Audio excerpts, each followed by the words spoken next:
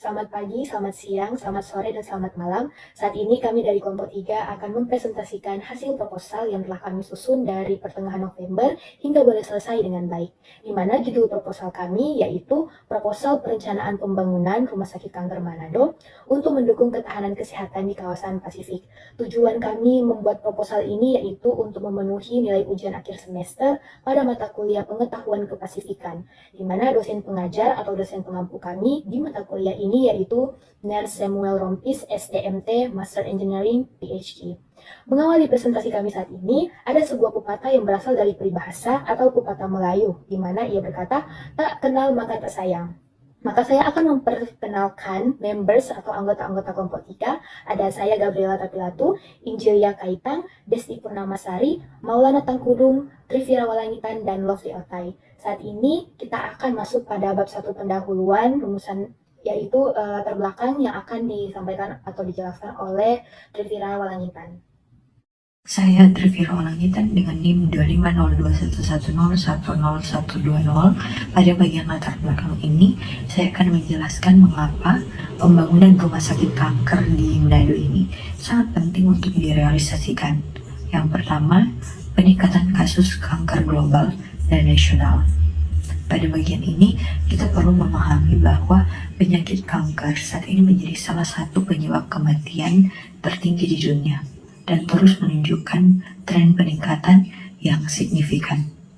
Data nasional juga menunjukkan bahwa berbagai jenis kanker telah menjadi penyebab utama kematian di Indonesia. Hal ini menunjukkan urgensi yang sangat tinggi untuk meningkatkan kapasitas layanan kesehatan kanker di negara kita. Dan selanjutnya ada kebutuhan layanan kanker di Indonesia Timur. Meskipun beban kanker semakin besar setiap tahunnya, sayangnya hal ini terutama terjadi di kawasan Asia Pasifik, khususnya wilayah Indonesia bagian timur. Kondisi ini menuntut adanya penanganan yang komprehensif, terintegrasi, bahkan berkelanjutan, yang dimana untuk memberikan akses layanan yang merata kepada masyarakat di wilayah tersebut. Selanjutnya ada peran Manado sebagai pintu gerbang Pasifik. Manado memiliki posisi strategis sebagai pintu gerbang kawasan Pasifik. Lokasi geografis ini memberikan keuntungan tersendiri karena tidak hanya dapat melayani masyarakat Indonesia Timur saja, tetapi juga berpotensi menjadi pusat rujukan bagi negara-negara Pasifik. Dengan demikian, pembangunan rumah sakit kanker di Manado ini akan memberikan dampak regional yang sangat luas. Dan selanjutnya ada pentingnya ketahanan kesehatan kawasan. Dalam konteks pembangunan ketahanan kesehatan kawasan Pasifik ini, ketersediaan rumah sakit kanker yang mampu memberikan layanan berkualitas menjadi faktor yang sangat penting.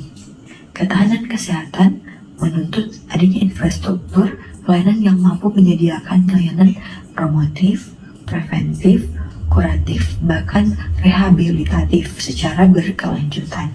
Nah, pembangunan rumah sakit kanker Manado ini diharapkan menjadi jawaban dari kebutuhan tersebut, sekaligus mendukung pemerataan akses layanan kesehatan berkualitas bagi masyarakat. Dan yang selanjutnya ada peran strategis dalam pengembangan onkologi.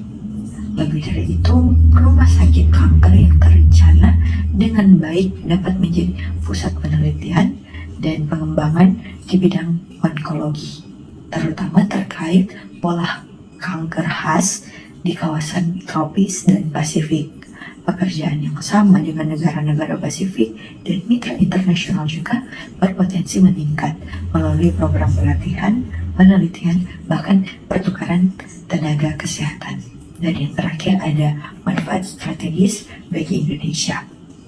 Nah, pada bagian ini, pembangunan rumah sakit kanker Manado bukan hanya sekedar kebutuhan daerah saja, tetapi juga merupakan langkah strategis yang dimana untuk memperkuat posisi Indonesia di dalam jaringan kesehatan kawasan Pasifik. Fasilitas ini akan meningkatkan ketahanan kesehatan regional secara keseluruhan, baik di wilayah Sulawesi Utara khususnya maupun Indonesia Timur pada umumnya.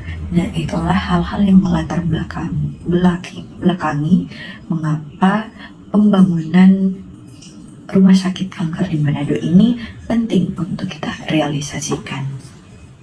Berdasarkan latar belakang yang telah diuraikan atau dipaparkan tadi, terdapat beberapa rumusan masalah yang kami ambil. Yang pertama, mengapa diperlukan pembangunan rumah sakit kanker Manado? Dan yang kedua, apa dampak positif terhadap layanan dan ketahanan kesehatan regional?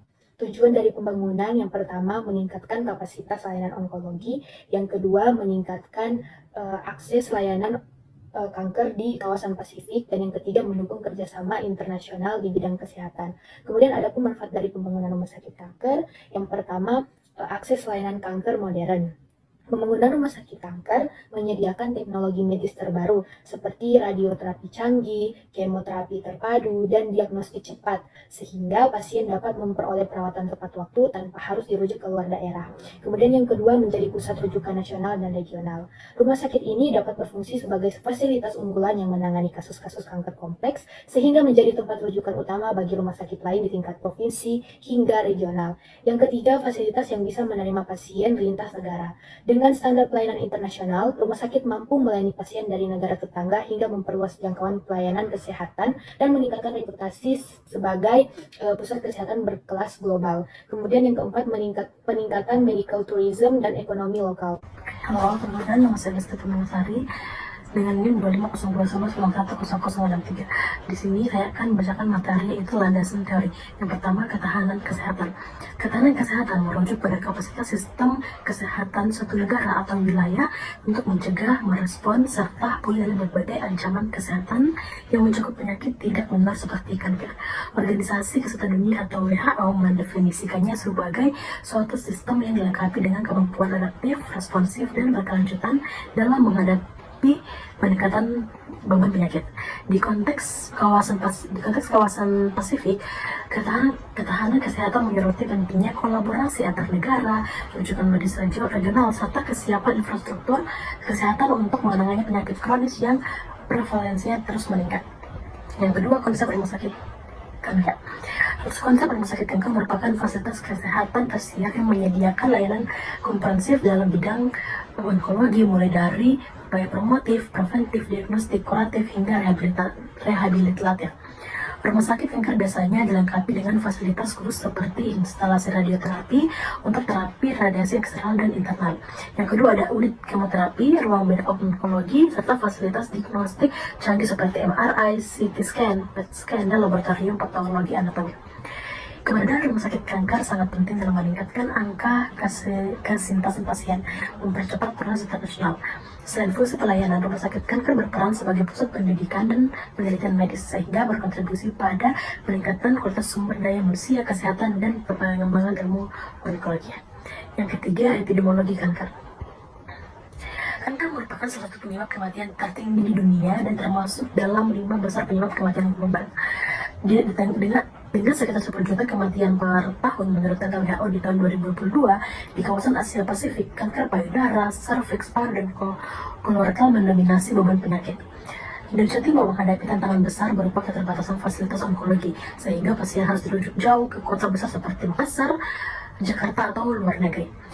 Keterbatasan akses ini menyebabkan keterlambatan diagnosis dan pengobatan yang berpengaruh pada rendahnya angka kesintasan pasien. Hal ini menjadi dasar urgensi pembangunan rumah sakit kanker Manado sebagai pusat layanan regional bagi daerah Sulawesi Utara, Indonesia Timur, dan negara-negara Pasifik. Selanjutnya, gambaran umum dan analisis situasi kesehatan. Yang pertama, profil lokasi pembangunan. Manado merupakan ibu kota Provinsi Sulawesi Utara yang berada di pesisir utara Pulau Sulawesi. Kota ini memiliki posisi geografis strategis sebagai pintu gerbang Indonesia Timur, serta menjadi simpul konektivitas antara Indonesia dan negara-negara kawasan Pasifik seperti Filipina, Papua Nugini, Guam, dan Kepulauan Mikronesia. Manado juga berada pada jalur pelayaran internasional yang memiliki Bandara Internasional Samratulangi yang melayani penerbangan regional dan internasional, menjadikannya lokasi ideal untuk pembangunan layanan kesehatan berskala regional. Nah, lokasi spesifik pembangunan yaitu Kecamatan Mapangat. Pemilihan Kecamatan Mapangat sebagai lokasi pembangunan rumah sakit kanker didasarkan pada kombinasi faktor aksesibilitas, ketersediaan lahan, dan kesiapan infrastruktur. Mapangat terletak di area utara Manado, dekat dengan Bandara Internasional Samratulangi yang sangat penting untuk menerima pasien dari luar dari luar provinsi maupun dari negara-negara Pasifik lainnya. Selain itu, kawasan ini dilalui oleh Ring Road 2 yang menjadi jalur utama transportasi cepat tanpa melalui pusat kota yang sering macet. Rincian kawasan dalam Bapangat yang paling cocok di bawah. Yang pertama, lahan luas dan relatif siap untuk pembangunan fasilitas besar. Yang kedua, berjarak kurang lebih 10 meter ke Bandara Samratulangi. Yang ketiga, terhubung langsung dengan ring road sehingga akses cepat bagi ambulans. Dan yang keempat, kawasan tidak terlalu padat sehingga aman untuk pembangunan bunker radiasi dan instalasi nuklir medis. Oke, terima kasih. Oke, analisis situasi kesehatan dan isu Pasifik. Yang pertama ada isu internasional, yaitu isu aksesibilitas dan kesenjangan. Banyak negara Pasifik menghadapi tantangan akses ke layanan onkologi spesialis.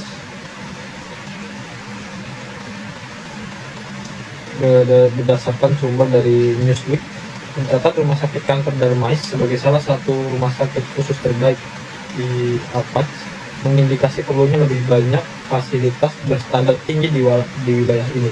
Pembangunan ini akan mengurangi kebutuhan pasien dari kawasan Pasifik untuk terbang ke pusat medis yang jauh seperti Singapura, Malaysia, atau Jepang.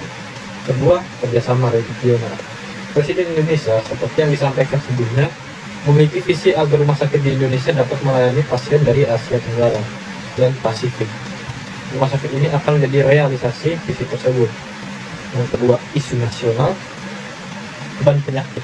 Kanker termasuk dalam beban penyakit menular dan tidak menular (PPM) yang terus meningkat.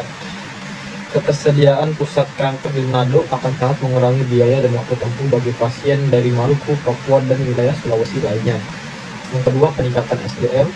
Pembangunan rumah sakit berstandar internasional harus diimbangi dengan peningkatan standar tenaga kesehatan Indonesia ke standar Indonesia. Ini menjadi peluang untuk pengembangan SDM medis spesialis di Indonesia Timur. Dan kita masuk bab 4, metodologi. Metode pengumpulan data. Dalam proposal ini, pengumpulan data dilakukan menggunakan metode kualitatif deskriptif melalui teknik studi literatur dari berbagai sumber terpercaya dan relevan. Metode ini dipilih karena penelitian bersifat perencanaan awal proposal yang membutuhkan data sekunder yang komprehensif sebagai landasan analisis yang kuat dalam menyusun rencana pembangunan sarana kesehatan. Dengan pendekatan ini, sumber data yang digunakan meliputi buku, jurnal, artikel ilmiah, dan dokumen resmi yang mendukung validitas dan relevansi informasi yang diperoleh. Kemudian analisis kelayakan. Biaya investasi awal. Berikut ada tabel komponen, nilai, dan sumber. Untuk komponen konstruksi gedung utama, estimasi 300 tempat tidur senilai 510 miliar. Dengan sumber dari Rumah Sakit Kanker Darmais sekitar 400 miliar untuk gedung pelayanan, disesuaikan dengan skala 30 tempat tidur dan inflasi konstruksi 2025. Kemudian ada infrastruktur penunjang seperti listrik, air, gas medis 76,576 miliar 500 juta rupiah. Berdasarkan sumber standar rumah sakit tipe A, 15-20% dari biaya konstruksi. Dengan sumber Permenkes nomor 26 2016 tentang persyaratan teknis bangunan rumah sakit. Kemudian instalasi bangkai radiasi dan fasilitas radioterapi sekitar 64 miliar. Biaya bangkai radiasi linear accelerator USD 5-6 juta. Berdasarkan IAEA Technical Report 2018 dengan kurs sekarang sekitar 16.000 US dollar. Sistem informasi dan telemedicine 24 miliar dengan implementasi CSIMRS terintegrasi 20-30 miliar untuk rumah sakit kelas A berdasarkan Kementerian Kesehatan Republik Indonesia Panduan SIMRS 2021 dengan subtotal konstruksi sekitar 674 miliar 500 juta rupiah. Biaya perawatan medis. Berikut ada tabel komponen nilai dan keterangan. Yang pertama, komponen linear accelerator atau lainnya untuk radioterapi dengan nilai 40 miliar. Harga lainnya Linux USD 2,5 sampai 3 juta. Ini berdasarkan varian Medical System Price List 2024 dengan estimasi kurs Rp16.000 per US dollar. Kemudian ada komponen CT Simulator untuk rencana radiasi 12 miliar. CT Simulator Siemens atau GE USD 700.000 sampai 800.000 US dollar berdasarkan Medical Equipment Price Index 2024. Kemudian ada MRI 3 Tesla 22 miliar dengan keterangan dari sumber Seisman Healthiness itu seharga 1,5 sampai 1,7 US dollar.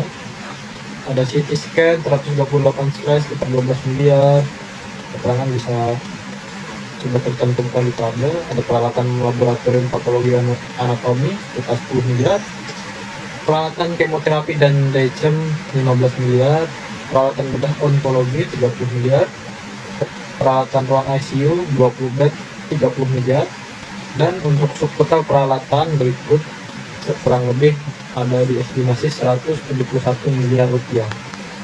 Biaya lain-lain ini menyangkut pada pengadaan lahan kurang lebih 5 hektar dengan nilai 75 miliar berdasarkan harga tanah Mapangat yaitu 1,5 juta per meter persegi dari data DPR Manado 2024. Kemudian perizinan dan legal sekitar 6 miliar 745 juta rupiah dengan sumber dari 1 sampai 2% dari biaya konstruksi. Kemudian manajemen proyek dan konsultan sekitar 33 miliar 5 sampai 7% dari total biaya konstruksi dari sumber Perpres 16 2018. Ada kontingensi untuk biaya darurat di sekitar 59 miliar atau 7% dari total investasi dengan subtotal 174 miliar 655 ribu rupiah. Untuk akumulasi biaya investasi awal yaitu ada di angka 1 triliun 20 miliar 155 juta rupiah.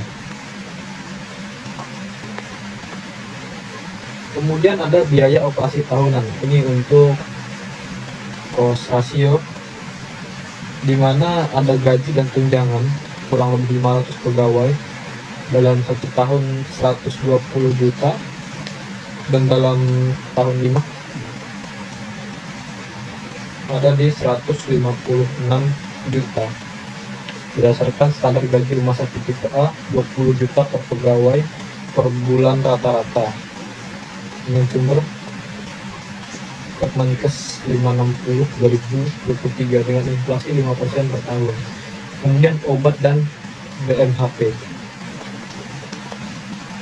tahun pertama 70